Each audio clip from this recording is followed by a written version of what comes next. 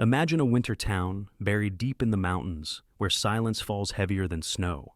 In the middle of that stillness, a woman and her loyal German shepherd live alone, haunted by loss, hiding from the world. But one morning, the dog begins to bark toward the forest, again and again, as if answering a call only he can hear. And what they find buried beneath the frost will uncover a secret long forgotten, a truth the town was never meant to see. So, tell me, where are you watching from today? I'd love to know in the comments. The town of Silverpine, Montana, lay tucked beneath a white ocean of snow. Winter had a way of swallowing sound here, every whisper, every cry, until even the wind seemed to move carefully through the pine trees that surrounded the valley. The mountains rose like ancient sentinels, their peaks dusted in perpetual frost, and at their feet stood a cluster of cabins with smoke spiraling into a pewter sky. One of them, a modest wooden house perched at the edge of the forest, belonged to Claire Donovan. Claire was a woman carved by loss. At 42, she carried the quiet strength of someone who had seen too much and spoken too little about it. Her face was angular, weathered from years spent under harsh sun and harsher memories. A faint scar cut across her left eyebrow, an old field injury from the days when she trained military K-9 units. Her once auburn hair had dulled to chestnut with streaks of gray, always tied in a low braid that brushed the back of her thick parka. She moved with deliberate grace, a rhythm born from discipline rather than vanity. Since the death of her only son, Ethan, in a rescue operation 2 years ago, Claire had retreated from the world. She left the base, sold her house in Boise, and came to Silverpine, a town whose silence felt honest, not cruel. Her only companion was Max, a German shepherd with the bearing of a soldier and the soul of something older. Max was 7 years old, his coat a blend of sable and frost, his eyes amber and watchful. He had served alongside Claire during her training years, a disciplined, intelligent K-9 who had once saved lives in collapsed buildings and disaster zones. After Ethan's death, when Claire could no longer face the sound of uniform boots or the crackle of radios, Max became her anchor. He was trained to read commands, but what bound him to Claire was something beyond obedience. It was loyalty, unspoken and complete. The morning that changed everything began like any other. The fire in the cabin had burned low, casting orange veins of light on the wooden floor. Outside, snow fell in steady silence. Claire sipped her black coffee by the window, her gaze drifting toward the tree line. She liked to count the deer prints that crossed her yard each dawn. It gave her a sense of continuity, something untouched by grief. Max lay near the hearth, his ears twitching now and then, tail brushing the floor in soft intervals. "Another quiet day," Claire murmured, though she knew Max didn't need words to understand. He simply lifted his head, eyes glinting in the low firelight. But then something changed. Max's ears shot upright. He stood abruptly, head tilting toward the forest. A low growl rumbled from his chest, not aggression, but alertness. Claire frowned. "What is it, boy?" She set her mug down and pulled on her parka. Max barked once, sharp and urgent. Then he moved to the door, pawing at it. "All right, I'm coming," she muttered, grabbing her flashlight and gloves. The cold hit her like a wall the moment she stepped outside. The air smelled of pine resin and distant smoke. Snow crunched beneath her boots as she followed Max down the narrow path that wound into the woods. The sun was a pale disk above the horizon, filtered through low clouds. Max trotted ahead, occasionally glancing back to make sure she followed. The deeper they went, the quieter it became, until even the sound of the wind seemed to fade. After about a quarter mile, Max stopped abruptly near a cluster of old spruce trees. He barked twice, nose pressed to the ground, tail rigid. Claire crouched beside him, brushing away the snow. Something caught her eye, a small piece of fabric snagged on a low branch. It was faded pink, torn at the edges, the kind of material used for a child's dress. Her breath caught. "Where did you find this?" she whispered, as if speaking louder might break the air around them. She turned the fabric in her gloved hand. A small embroidered flower still clung to one corner. It looked old, but not ancient. Months, maybe.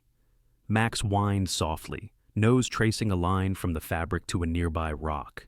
Claire followed his motion and saw faint scratches on the stone, tiny, erratic, like someone had clawed at it. Her stomach tightened. The marks weren't animal. They were human. She scanned the area, but there were no fresh footprints, no signs of recent passage. Just the heavy silence of the forest pressing close. Max began pacing in a slow circle, nose low, tail twitching. Then he froze again, lifted his head, and let out 3 short, sharp barks, each one echoing through the valley like a warning or a plea. Claire's heartbeat quickened. "What are you trying to tell me?" she murmured. The sound of those barks unsettled her. Max had a specific pattern system from his training days. 3 short barks, search signal, emergency or distress cue. She hadn't heard him use it in years.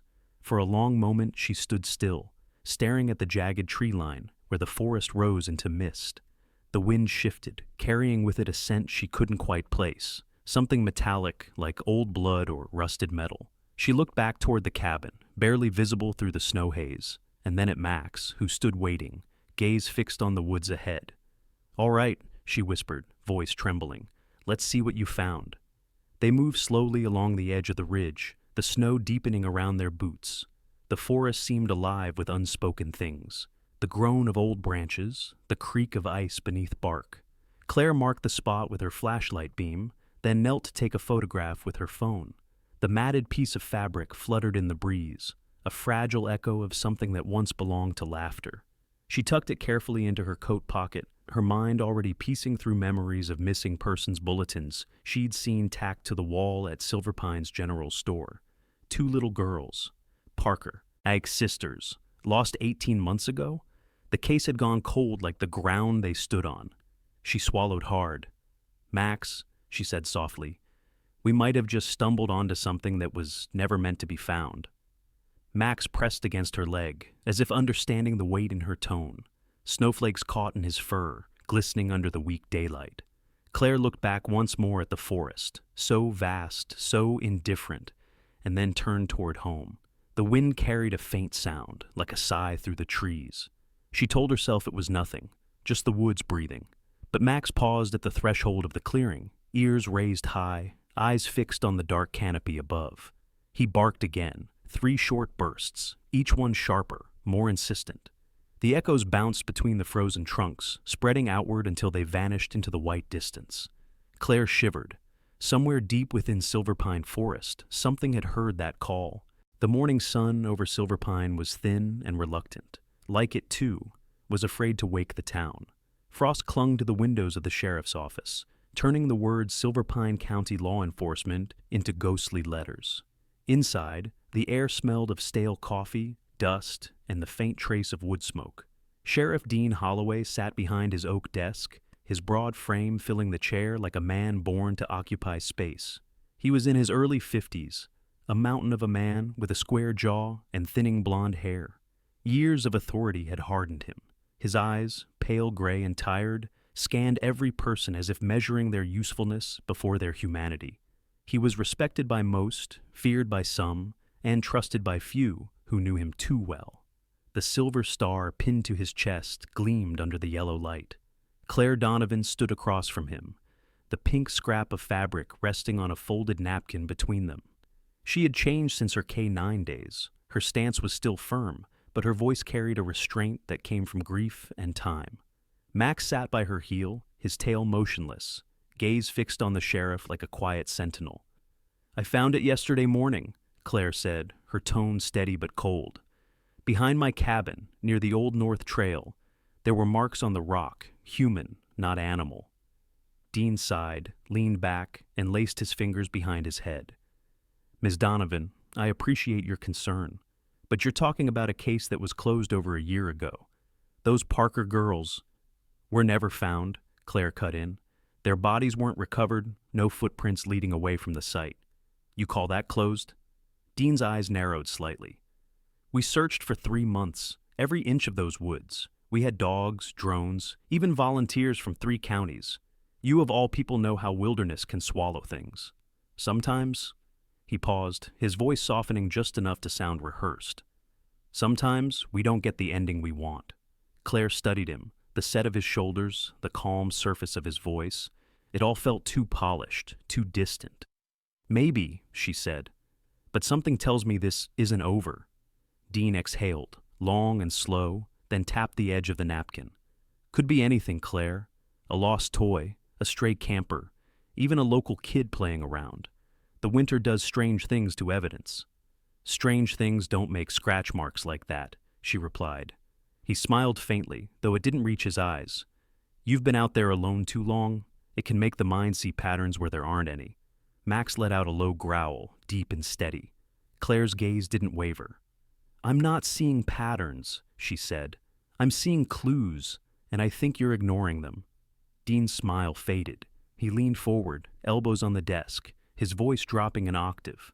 Leave this one alone, Donovan. There's nothing left to dig up. The Parkers have moved on. You should too. She stood still for a long moment, then nodded, picked up the fabric, and tucked it into her coat pocket.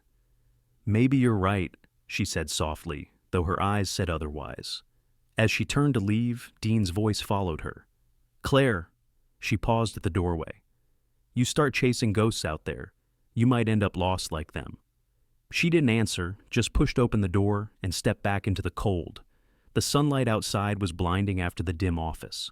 Max trotted beside her, snow kicking up in small puffs under his paws. She didn't speak until they reached her truck. He's lying, she muttered, starting the engine. Max barked once, short and sharp, as if agreeing. That evening, the sky turned the color of bruised steel. Claire sat at her small kitchen table, laptop open, the glow painting her face in cold light. On the screen, old news clippings scrolled past. Sisters missing. Near Silverpine Ridge. Search suspended for Parker children. The smiling faces of Lila and Sophie Parker stared back at her. Lila, 10 years old, with tangled brown hair and a dimple on her left cheek. Sophie, 7, smaller, shy, her arm wrapped around her sister like she knew she'd need to hold on. Claire exhaled and reached for her phone. Her fingers hesitated above one name in her contacts. Eli Turner. It had been months since they'd spoken. Eli Turner had been her teammate once, back when the world still made sense. He was in his late 30s, tall, lean, and perpetually disheveled, with dark curls that refused to obey gravity and a voice that could charm a confession out of stone. After leaving the military, he'd traded combat boots for a journalist's notepad, chasing corruption and disappearances through forgotten corners of the country. Where Claire carried her grief like armor, Eli wore his cynicism like a coat, thin enough to show the scars beneath. She pressed call. The line rang twice before a voice answered. Donovan, hell, it's been a while. Too long, she said. You still chasing ghosts for the paper? Depends. You offering me a better one? She almost smiled. Maybe. Remember the Parker case from Silverpine? A pause. The missing girls? Yeah, never found. Sheriff blamed wolves or the weather, right? I found something today, near my property. A piece of fabric, child-sized, near-human scratch marks. You report it? To Holloway. He brushed it off. Figures. Eli muttered. He always was better at closing files than solving them. You know something about him? She asked. Let's just say his name popped up once or twice in places it shouldn't have. Small-town sheriff, big federal friends. He paused, then added, Send me what you've got. I'll dig around. An hour later, Claire's inbox pinged with a message from Eli. Attached were PDFs, old financial records, partial court documents, a few redacted emails. The subject. Line read, Mountain Reach Youth Initiative. Claire opened the first file. A logo appeared, 2 mountain peaks and a rising sun. The tagline, Reaching Hearts, Rebuilding Futures. It had once been a government-sponsored program for orphan children in rural areas, supposedly to provide shelter, therapy, and education. But the records told another story. There were references to behavioral studies, funding inconsistencies, and multiple allegations of neglect. The program had been abruptly shut down 2 years ago after an internal audit. No public explanation. Mountain Reach operated here. Eli's voice came through the phone speaker. He'd called back on video, his face dimly lit by lamplight. They used a facility about 5 miles north of your cabin. Officially a youth rehabilitation center. Unofficially, no one knows. Half the files are sealed under national security clauses. National security? For orphans? Claire said. Sounds like someone wanted their secrets to stay buried. Eli nodded. Dean Holloway was the regional law enforcement liaison for Mountain Reach. His signature's on several of these clearance requests. Claire's jaw tightened. So he knew. More than knew. He He might have been helping them cover it up. Eli rubbed the back of his neck. Look, Claire, I can come up there in a day or two. We'll check it out together. But be careful. If Holloway's still tied to whatever's left of that program, you don't want him knowing you're digging. I'll handle him, she said. Just get here fast. After the call ended, the cabin felt heavier somehow. The only light came from the fireplace and the faint glow of the laptop screen. Claire sat for a long while, staring at the photo of the Parker sisters. The snow outside pressed against the window like a living thing. Max rested his head on her knee, eyes soft, steady, unafraid. You feel it too, don't you? She whispered. Something's wrong here. He gave a small, low whine, the kind that always made her think of memory, of the times he'd warned her moments before a storm or a collapse. She reached down and scratched behind his ear. We'll find out what happened, whatever it takes. She rose, pinned the photo of the two girls to the wooden wall above her desk, and stepped back. Their young faces smiled in the flickering light, frozen in a moment before the darkness swallowed them. If they're alive, she murmured, her voice barely more than a breath. I'll find them. The storm had passed, leaving behind a silence so complete it felt almost holy. The snow along Silverpine Ridge shimmered like powdered glass beneath the pale morning sun. Trees bowed under the weight of frost, their branches arching like cathedral beams. In that stillness, only one sound broke the hush, the rhythmic crunch of boots and paws carving through the snow. Claire Donovan adjusted the strap of her backpack, her breath fogging in short bursts. She had spent half the night studying old maps Eli sent her, topographical overlays of the mountain region before the Mountain Reach facility had been erased from public record. Her instincts had led her back here, to the northern slope where Max had barked days earlier. Max, the German shepherd whose golden eyes never seemed to rest, moved ahead with cautious energy. His right ear twitched with every gust of wind, and his nose brushed the snow intermittently.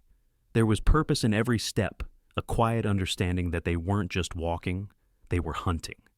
Beside Claire trudged Eli Turner, tall and wiry, his camera bag slung crosswise. His face was half hidden under a gray wool beanie, and the unshaven stubble made him look perpetually tired but alert. The journalist in him never slept. His eyes darted to every shadow, every broken fence post. You know, he muttered, breath clouding the air. Normal people go skiing in Montana. We, on the other hand, dig up ghosts. Claire smirked faintly. You're the one who said you wanted a story. Yeah, Eli said, scanning the tree line. Didn't think it would come with frostbite. They moved deeper into the ridge, where the pines grew thick and the light dimmed to a pale green haze. Claire stopped occasionally to mark coordinates on her GPS tracker. The higher they climbed, the more unnatural the landscape began to feel. An old wire fence partially buried under snow, a broken no trespassing sign, and concrete fragments scattered like bones. This was it, Eli murmured, crouching to examine a rusted metal plate sticking from the ground. The Mountain Reach compound. According to records, it was shut down 2 winters ago, but no one reported dismantling it. Claire brushed away a layer of snow, revealing faded paint beneath the rust, property of U.S. Behavioral Research Division. Her stomach tightened. Behavioral research? For children? Eli gave a humorless laugh. Guess compassion was never part of the budget. They followed a narrow trail marked by old tire tracks, barely visible under ice. Claire crouched, tracing a gloved hand over the grooves. Fresh, she whispered. Maybe 2 days old. Small truck. Government-issued pattern. Eli frowned. What's a government vehicle doing up here now? Either maintenance, she said slowly, straightening, or cleanup. Max growled softly, his hackles rising. He moved ahead, nose sweeping the ground in. Tight arcs. Claire followed, the unease crawling up her spine. They reached the ruins of an old cabin structure, wood rotted, windows shattered, but the frame still held. Claire pushed the door open with her boot. The hinges screeched in protest. Inside, dust motes drifted through slanted sunlight. The smell was faintly chemical, antiseptic, sharp, and sterile.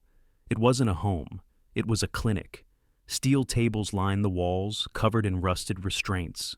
Cabinets stood half open, filled with empty bottles and yellowed documents. A faded chart on the wall read, Cognitive Response Test, Subject Group B. Eli's voice was low, reverent in disbelief. Jesus! Claire picked up a small vial. The label had long faded, but the expiration date was visible.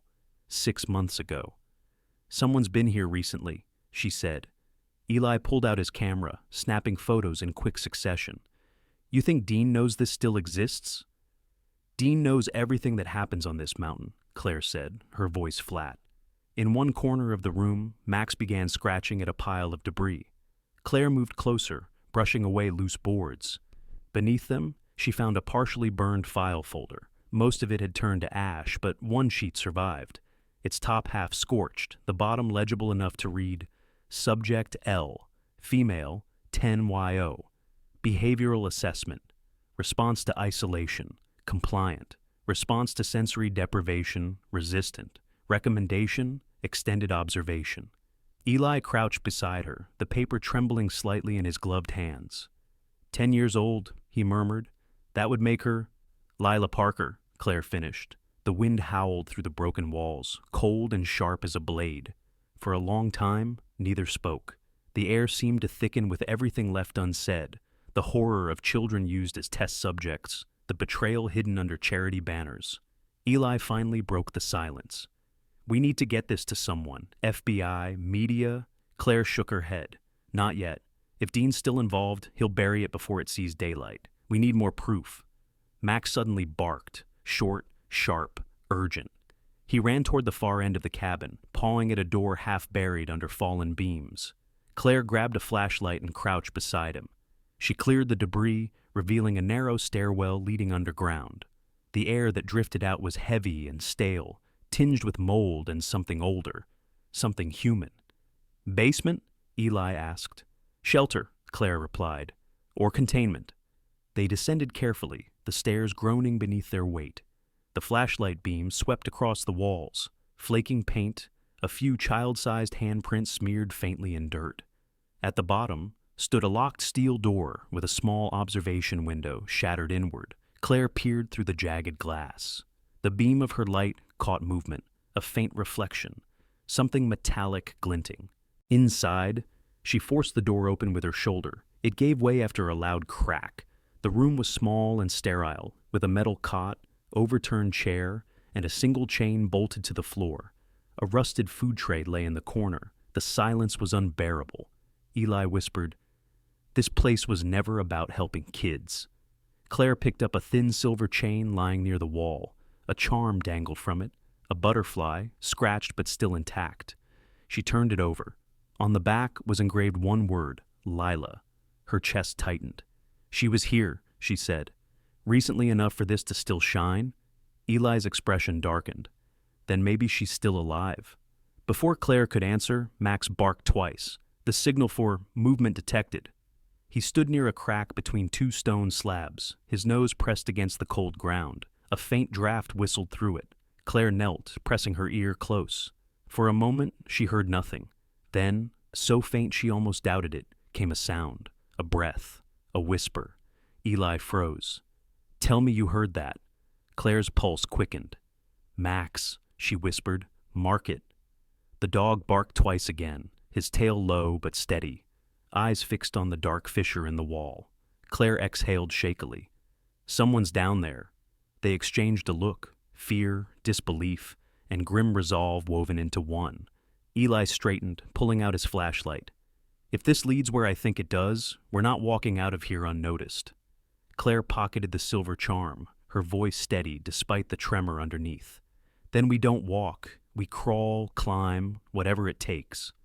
Outside, the wind began to rise again, carrying flakes of snow into the ruined doorway. The forest beyond looked endless, an ocean of white and silence. Claire glanced once more toward the dark crack where Max stood guard, his fur bristling. The sound came again, a faint rhythmic tapping, like someone trying to claw their way toward the light. Eli turned to her, face pale. "What now?" Claire looked at Max, then at the shadowed passage below. "Now," she said, her voice like steel, "we follow him." Max barked once, clear, commanding, and stepped into the darkness first. The wind had died down, but the forest was anything but silent. Every sound, the creak of frozen branches, the slow drift of snow sliding from a ledge, seemed amplified in the stillness. Claire crouched by the fissure, her flashlight beam slicing into the dark throat of the earth. Max stood beside her, tail low, muscles taut. His breath came out in white puffs, ears pricked forward. Behind them, Eli adjusted the strap of his camera bag and whispered, "You sure you want to go in there?" Claire's tone was even. "We didn't come this far to stop now." The light trembled slightly in her hand as she aimed it down the narrow opening. What she saw was stone, rough, slick, descending into blackness. But there was air movement, warm air. Someone, or something, was down there. She clipped a carabiner to the nearest tree root, fastened a rope, and tested her footing. "I'll go first," she said. Eli protested. "You're not exactly built for spelunking anymore, Donovan." She gave a wry smile. "Neither are you, but at least I've got 4 legs of backup." Max barked once, as if seconding her decision. Without another word, Claire lowered herself into the fissure, boots scraping rock, flashlight trembling against the stone walls. The air grew damp, metallic, filled with the smell of old earth and something faintly sour. Decay, perhaps, or mold. Eli followed close behind, his breath echoing off the stone. The passage widened after several yards, revealing a rough cavern about 20 feet across. The flashlight beams danced over broken crates, rusted metal bars, and discarded blankets stiff with time. The ceiling dripped slowly, each drop hitting the stone floor like the ticking of an unseen clock. Claire swept the light along the ground. That's when she saw it, a small silver bracelet half buried in the dust. She picked it up, brushing the grime away until a name appeared engraved on its inner band. Lila. Eli's voice dropped to a whisper. "The Parker girl." Claire nodded slowly, her stomach tightening. She turned the bracelet over in her fingers, and for a brief moment, her reflection wavered on its surface, 2 haunted eyes staring back. Max sniffed the ground, his posture shifting from caution to urgency. Then he froze, ears twitching. A sound floated from deeper inside the tunnel, a faint whimper, barely audible, like a wounded animal or a child trying not to cry. Claire's eyes widened. "Eli, did you hear that?" He nodded, pale. "Jesus, that came from further in." They followed the noise down a sloping corridor that twisted and narrowed. The air grew heavier, and the smell of rust grew stronger. Max moved ahead, his paws soundless on the damp stone. Claire's flashlight flickered once, then steadied, casting a shaky glow over the walls. Scratches covered the rock, thin and desperate, clustered near what looked like a makeshift barrier of piled stones and torn fabric. "Someone tried to block this passage," Eli murmured. Claire set the light down and started clearing the rocks. Max helped, digging with his front paws. The moment she pulled free a large piece of wood, a small voice broke through the silence, weak, trembling. "Max?"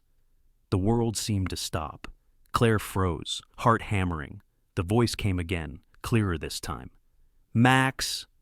Eli's hand went to his mouth. "No way!" Claire knelt beside the opening. "It's okay," she said softly, voice shaking. "It's okay. We're here to help." The gap widened enough for the light to spill through. 2 small figures huddled inside. A girl around 10, hair matted and eyes wide with fear, holding a younger child wrapped in a filthy blanket. Their skin was pale, their lips cracked. The older one clutched the younger protectively, blinking at the sudden light.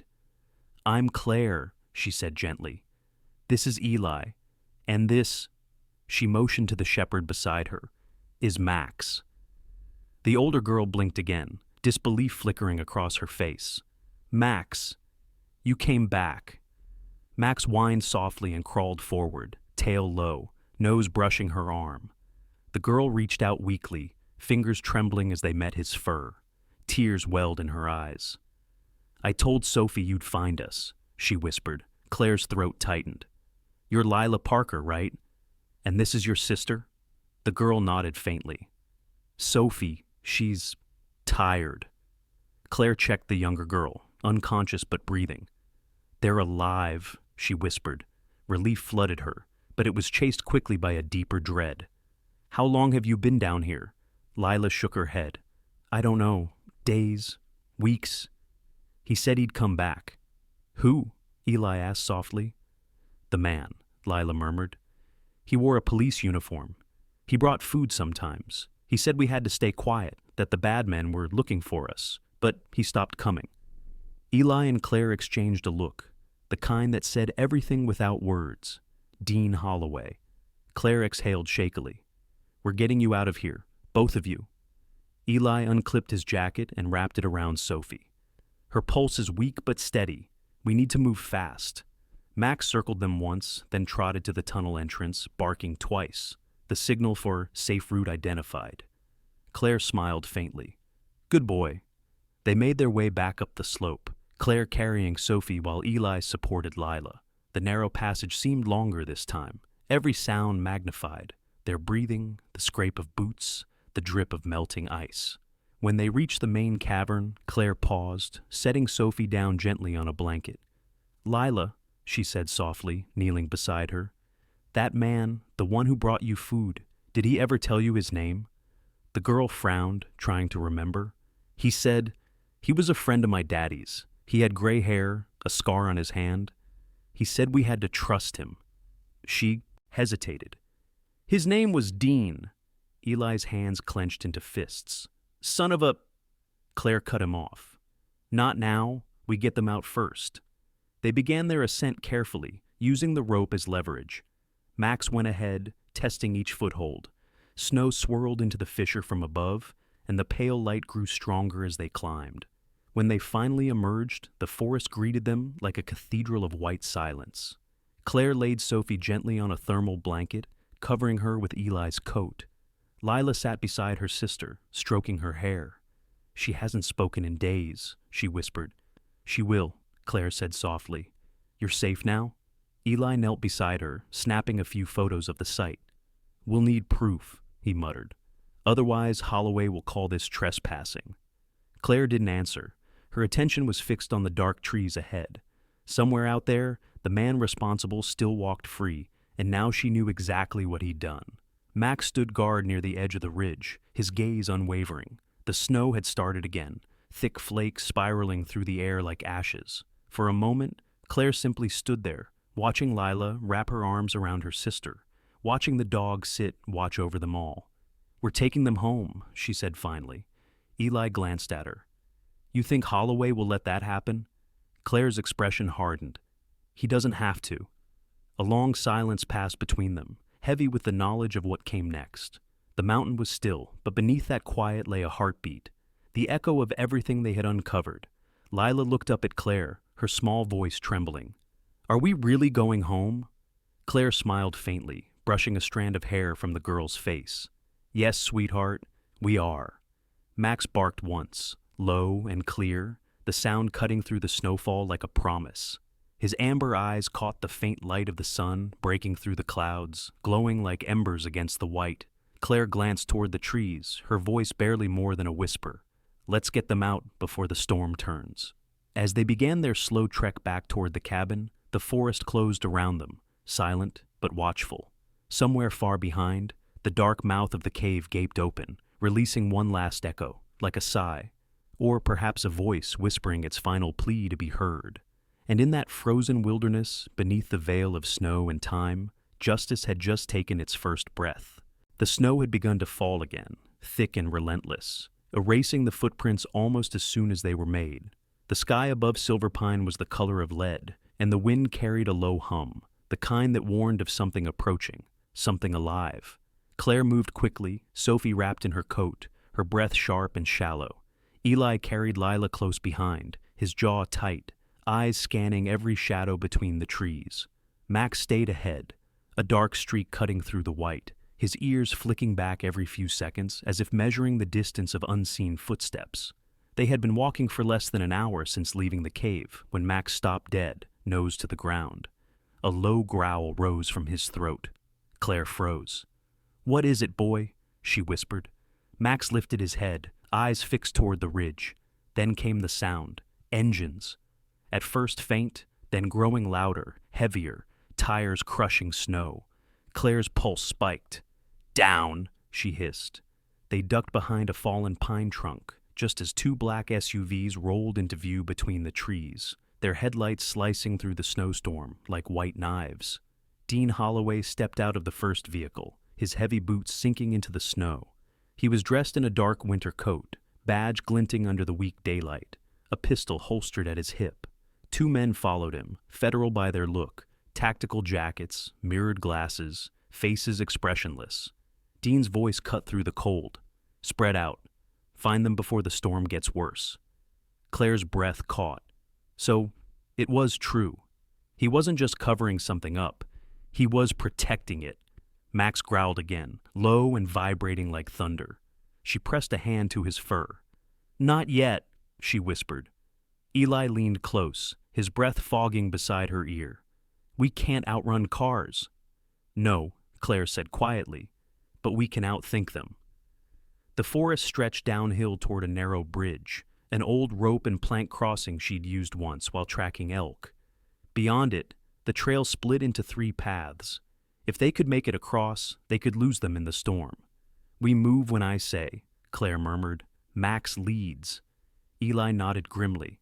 As the men fanned out, Claire signaled to Max. He bolted forward, silent and swift, leading them deeper into the forest's white maze. Snow clung to their coats, their breaths shallow from the cold. Behind them, the crunch of boots grew closer. This way, Dean's voice barked. They broke from the trees and reached the ravine.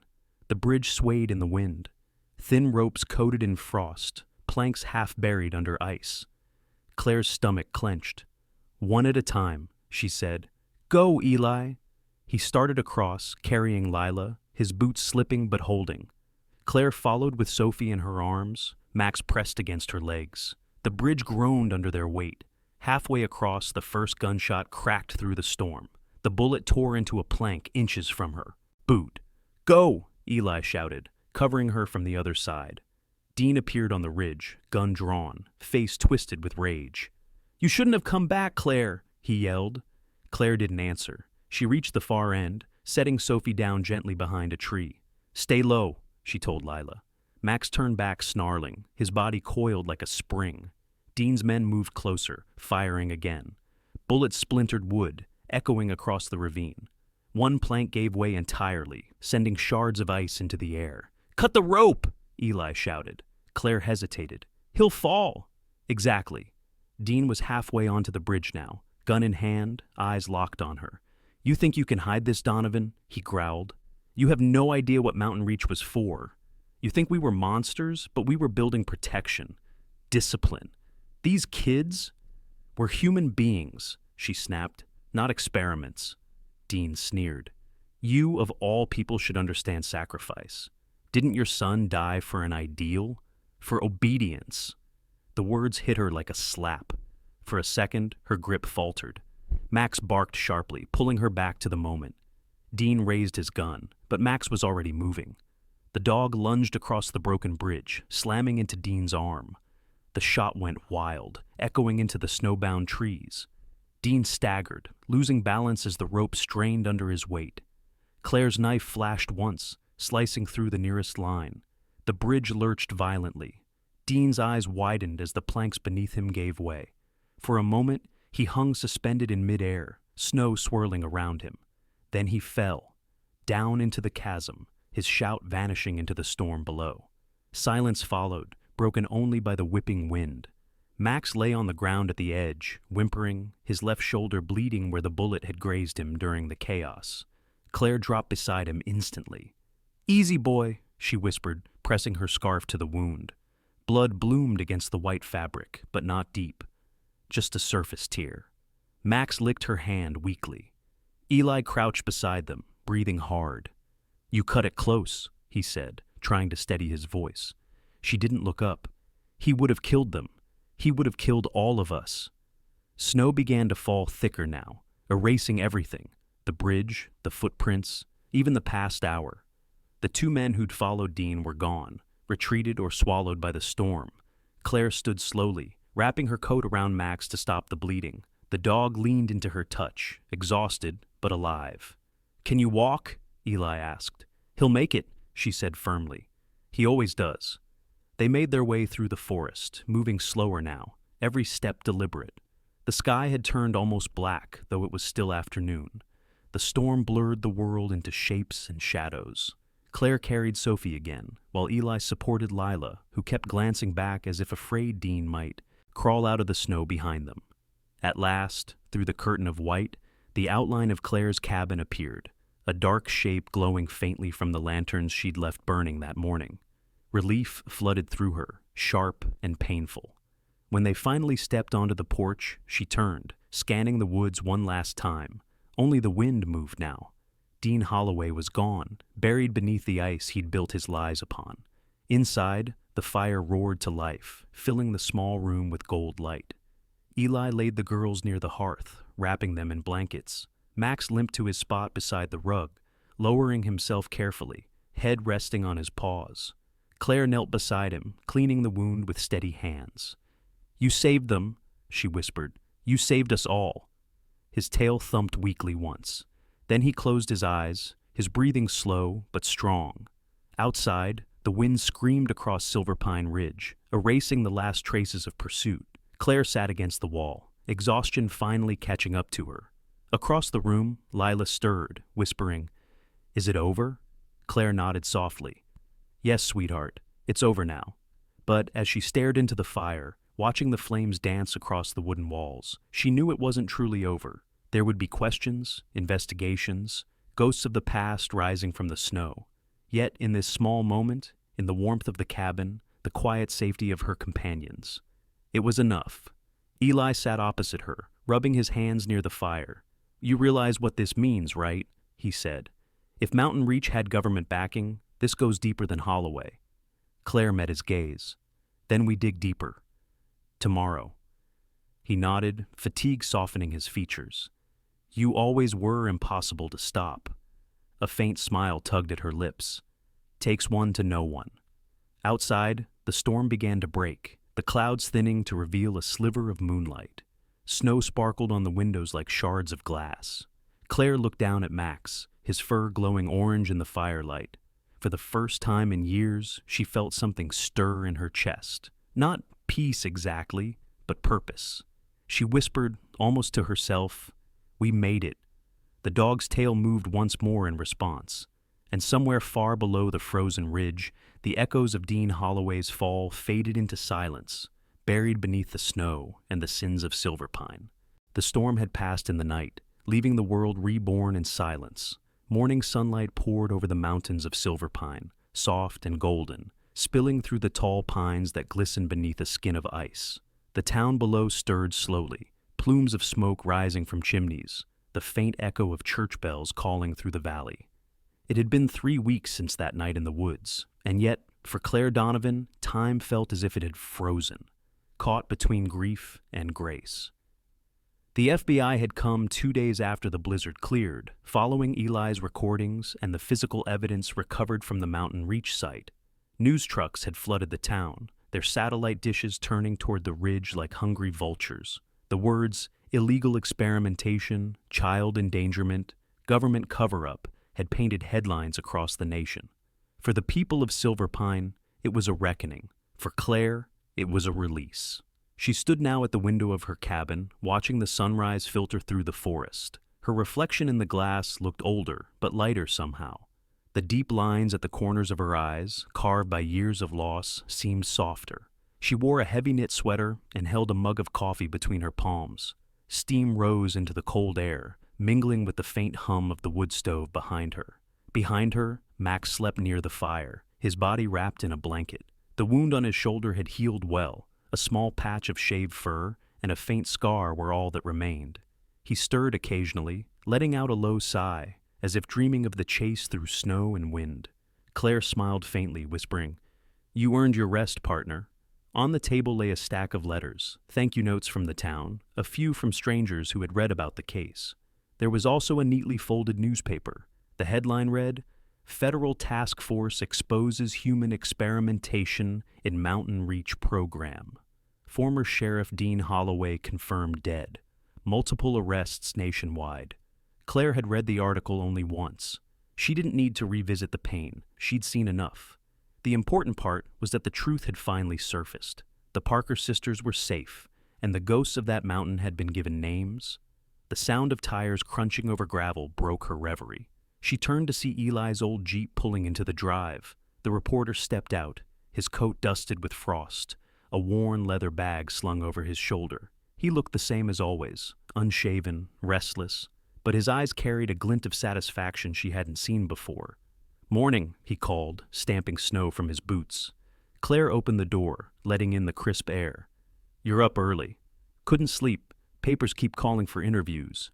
He grinned wearily. "Turns out the world loves a good redemption story." She handed him a mug. "Black, no sugar." You remembered. They sat at the table, the silence between, them easy, comfortable. Eli sipped his coffee, glancing toward Max. "How's the hero?" "He's healing," Claire said, reaching down to rub the dog's ear. "Still hates bandages." "Doesn't surprise me. Dogs like him don't rest easy."